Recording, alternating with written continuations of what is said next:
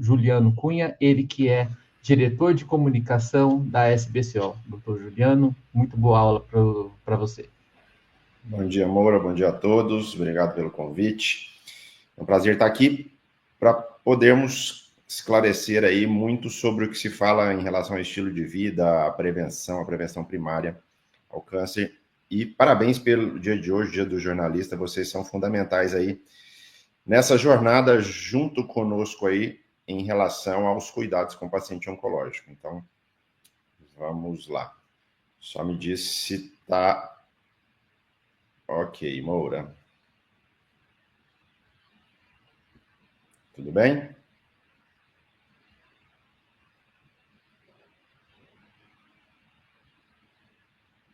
Consegue me ver aí?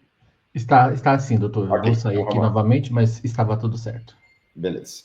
Então eu não tenho nenhum conflito de interesse para essa apresentação. E vou começar com uma provocação, né? A gente escuta direto ouvir alguém falar, mas ela era tão saudável, atleta, vegana, comia direitinho e ainda teve câncer, né? Para que eu preciso ficar com um estilo de vida saudável, fazer todos aqueles checklists que a gente vê hoje de vida saudável, sendo que mesmo assim ainda as pessoas continuam tendo câncer, né? Prefere ficar de boa aí sem inventar moda e curtir as coisas boas da vida. Mas vamos ver até onde isso precisa ser considerado e o que essa provocação precisa trazer para a gente. A minha sensação é que a gente continua cuidando das pessoas como se fosse aí o cuidado fosse esse balde cheio de água, mas essa água continua escapando aí em vários furos. O que a gente ainda pode fazer para melhorar, para prevenir o câncer na população? Todo mundo aqui está cansado de ouvir falar do clichê que é melhor prevenir do que remediar. E a gente aqui vai falar de prevenção primária. Conceituando prevenção primária, é aquela que reduz a incidência das doenças. Como? Promovendo bem-estar e saúde. Quando a gente fala de prevenção de doenças, evitar com que essas doenças existam, tem duas formas da gente fazer isso. Uma é mudança de hábitos, mudança do estilo de vida. E a outra é através das vacinas, através das campanhas de vacinação que são tão bem executadas no nosso país, ou foram tão bem executadas por muito tempo. Mais um clichê aqui que vocês nos ajudam demais, né? Informação é poder. Eu ainda digo que é poder e salva vidas. O jornalista, o comunicador, nós da classe médica, nós temos aí o poder da influência estratégica. De acordo com o jeito com que a gente coloca uma mensagem nas redes sociais, na mídia, no jornal, na TV, a gente consegue, através de uma mensagem de fácil entendimento, transformar isso em mudança de comportamento. Lembrando que hoje em dia o nosso papel fundamental é estar baseado em evidência científica, combater as fake news, é trazer para junto da sociedade informações que sejam reais e que sejam embasadas aí em ciência, né? Cada dia a gente tem um leão aí para derrubar o tanto de fake news que a gente tem convivido. Quando a gente fala em câncer no nosso país, nós temos aí mais 700 mil novos casos de câncer, né? A gente está falando realmente de um problema de saúde pública. E de uma forma geral, a gente fala que o tratamento para padrão e todo mundo pensa que a cirurgia, químio, rádio, imunoterapias-alvo, essa tecnologia toda, é o padrão ouro para o tratamento do câncer e para por aí. Mas a gente está vendo, na verdade, a ponta desse iceberg. Se a gente olhar um pouco mais além, tudo isso, o desenvolvimento do câncer, está relacionado a outros fatores, a inflamação, a obesidade, sedentarismo, os vícios, álcool, tabagismo, alimentação, estresse e sono. Vou convidar vocês a pensar um pouquinho fora da caixa. Quando se faz um diagnóstico de câncer, a primeira coisa que as pessoas falam é o que causou o câncer? Foi depressão? Foi a separação? Foi a perda do filho? Foi que ele bebia demais? Foi o anticoncepcional? Eu te falo que eu tenho aqui mais de 14 pontos-alvo aqui que podem desenvolver um câncer. Então, não dá para colocar a culpa numa coisa só, então também não dá para colocar o tratamento em um pilar só, né? E a gente vê aqui vários estudos que mostram, como por exemplo o EP, que é atualizado aqui em 2021, o que está verdinho é bom em relação a evitar o câncer e reduzir a mortalidade. As dietas mediterrâneas, a atividade física e, pelo outro contrário aqui, álcool, obesidade, estão em vermelho aí e tem relação com maior mortalidade. A gente sabe que quanto mais estressado, quanto mais estresse nosso e celular, mais a gente encurta o tamanho da célula, menos a gente vive. Vários são os estudos que tentam relacionar estresse com câncer. A gente não consegue fazer essa relação direta, mas indiretamente a gente entende que as pessoas que têm uma capacidade de estresse oxidativa maior, elas têm uma maior predisposição a câncer. Vários estudos mostram que imunidade baixa e obesidade estão relacionadas ao câncer. Se fala demais hoje em microbiota, né? O nosso intestino ganhou um papel de destaque. O que a gente come vale demais. Então, uma dieta saudável tem a ver com os bichinhos que tem lá dentro do nosso intestino, a nossa microbiota. Microbiota saudável reduz risco de câncer. O câncer, quando a gente tem aí ultraprocessados, fast foods, a gente tem uma microbiota doente e um resultado em relação ao próprio tratamento e incidência do câncer maior. Várias publicações mostrando obesidade com aumento do estrogenismo, aumento da insulina, alteração do microbioma e alteração e desenvolvimento do câncer. Para isso, pensando nisso, surgiu a Escola Americana da Medicina do Estilo de Vida, há mais de 20 anos, e colocou esses 6 pilares: a alimentação, o movimento, o exercício, a redução dos riscos, o controle do estresse, o sono e as conexões sociais e os relacionamentos saudáveis. Hoje estuda-se até a colocação de um 7º pilar, que é a espiritualidade, a fé. Vocês nos ajudam colocando reportagens assim, falando que o seu alimento seja o seu remédio, falando que se a gente tirar os ultraprocessados, se a gente escolher um estilo de vida saudável, a gente reduz cerca de 30% a 40% a incidência do câncer. E se isso viesse em termos de uma pílula, de um comprimido, no formato de um comprimido, seria muito mais eficaz, né?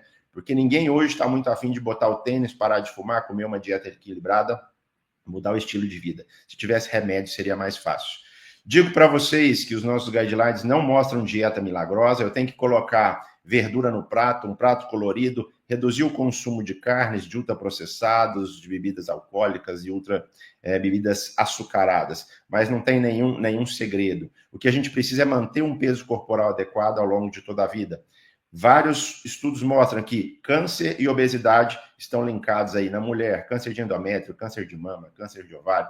Beber é seguro? A gente já sabe também que o melhor é não beber. Não tem dose segura. Quanto mais essa linha azul, quanto mais se bebe, maior o consumo de bebida alcoólica, maior é o risco de câncer.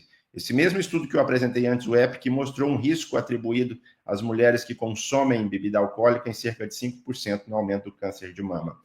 E atividade física, onde está o seu benefício? Nós vemos aí que quanto mais eu aumento a atividade física, diminuo o meu peso, diminuo o meu comportamento sedentário, diminuo um punhado dessas estruturas bioquímicas e esses ciclos aqui fundamentais no funcionamento das células e acabo diminuindo o risco de câncer.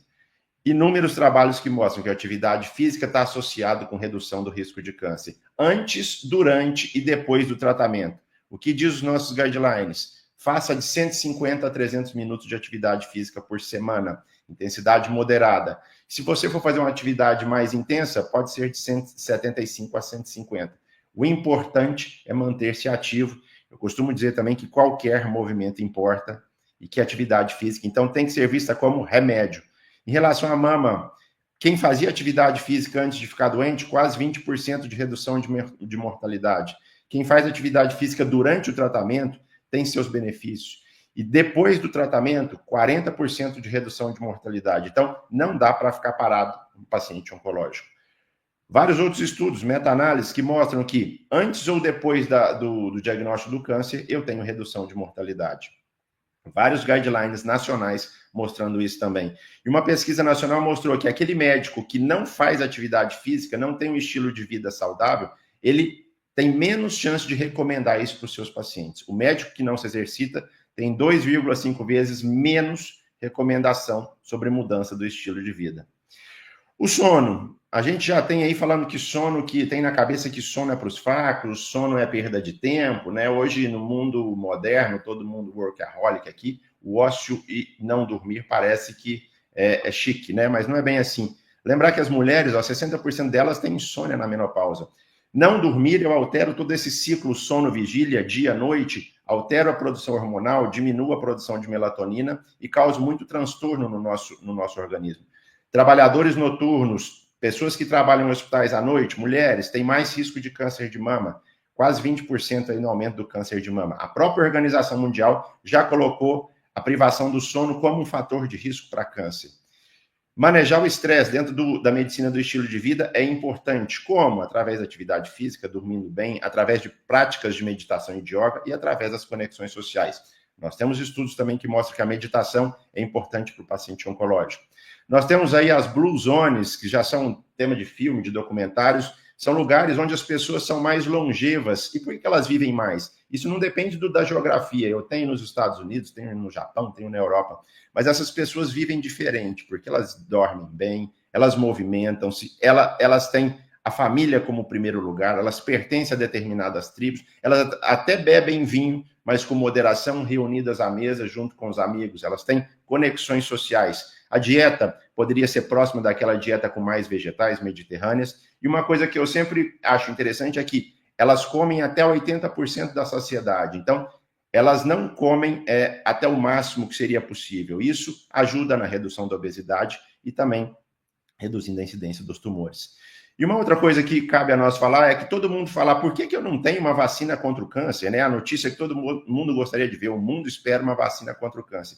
E se eu disser que ela já existe? A gente tem a vacina do HPV, que previne não só contra o câncer de colo de útero, mas de vulva, vagina, orofaringe, canal anal, pênis. Então, nós temos essa vacina. Essa vacina comprovadamente reduz o risco da incidência, por exemplo, do câncer de colo uterino em mais de 85%. Nós temos já isso incorporado no Sistema Único de Saúde. Meninos e meninas a partir dos 9 anos de idade, pacientes oncológicas até os 45 anos. Então, nós temos isso dentro do nosso calendário. Mas, infelizmente, a gente ainda vê uma baixa aceitação. Nós precisamos trabalhar em conjunto para conscientizar e atingir um desejo da Organização Mundial de Saúde, que é erradicar o câncer de colo uterino.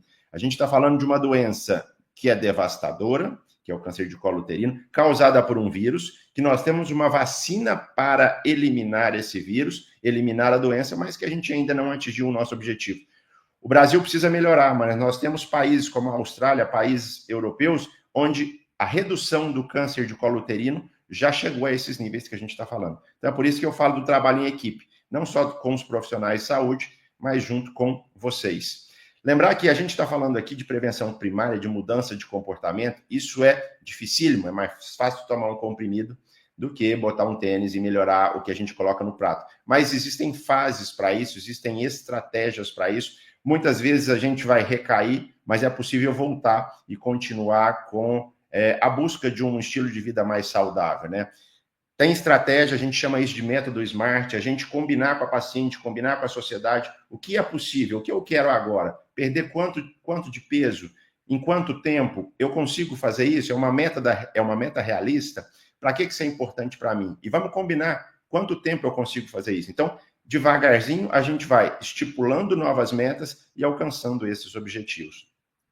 A minha proposta para a gente começar segunda-feira é começar a tampar os buraquinhos desse balde aí, para a gente conseguir mais e mais chegar a um estilo de vida que vá dar aí, mas redução do risco de câncer na nossa população.